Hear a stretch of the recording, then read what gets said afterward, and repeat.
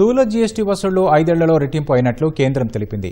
2021-22 ఆర్థిక సంవత్సరంలో 11.37 లక్షల కోట్లు ఉన్న జీఎస్టీ వసూళ్లు 2024-25 ఆర్థిక సంవత్సరానికి 22.08 లక్షల కోట్లతో ఆల్ టైమ్ గరిష్ట స్థాయిని తాకాయని వెల్లడించింది. 2023-24తో పోలిస్తే 2024-25లో 9.4% వృద్ధిని నమోదు చేసినట్లు తెలిపింది. 2023-24లో 20.18 లక్షల కోట్ల జీఎస్టీ వసూళ్లు నమోదైతే 2022-23లో 18.08 లక్షల కోట్లు నమోదైనట్లు వాణిజ్య శాఖ తెలిపింది. 2024-25లో సగటు నెలవారీ వసూళ్లు 1.84 లక్షల కోట్లుగా నమోదైనట్లు వెల్లడించింది.